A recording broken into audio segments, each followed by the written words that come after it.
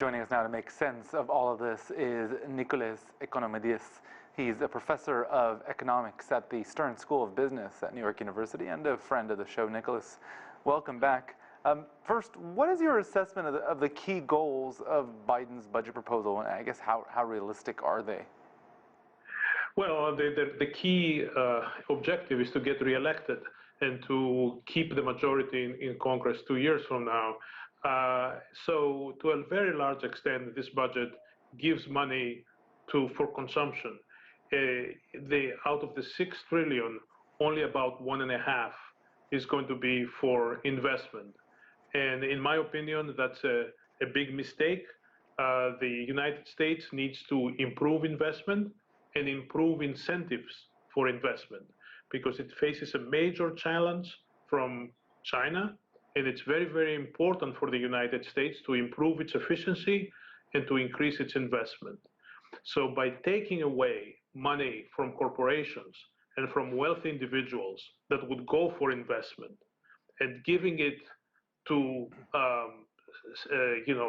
for subsidizing elementary education or something like that, just giving it out for consumption, the United States is following, in my opinion, the wrong policy. The one that is not going to be successful. Some of this appears to be the White House trying to give a bone, perhaps, to the left wing of the Democratic Party. But $6 trillion is a lot. Even by a lot standards, it's a lot. How does this all get paid for? Well, it doesn't. It gets accumulated in the debt, and that's kind of a serious problem. The projection of the U.S. debt is going to be, as a percentage of GDP, the largest since the end of World War II. But here we don't have a war. We don't have an emergency. The COVID is over, so we are spending something as if we have an emergency, as if we have the war, and we're creating inflation. And there is the danger of inflation that we saw during the Vietnam War. But at least then, there was a war. I mean, here, there is no real reason to create inflation, which might plague us for years. So in my opinion, the Biden administration has shot too far, has overshot the objective and missed the objective of high efficiency and high investment to be able to counter China as an economic power. Well, and that's the question. Maybe they did overshoot and intend to retract. Democrats control the lower house, and they have a tie-breaking control of the Senate, a slim margin. How likely is it then that this budget will pass in its current form, or more so, that they will, as you said, have to pull back a bit? Well, I mean, President Biden won the election.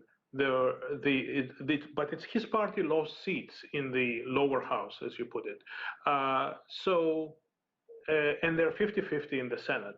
So at the same time, President Biden acts as if he won by a landslide, as if he won by 55% of the votes or 80% of the votes, big percentage. So he goes into an extreme spending spree, which is not reasonable. And it's not actually, I think, mandated by the people. And that's not going to work well.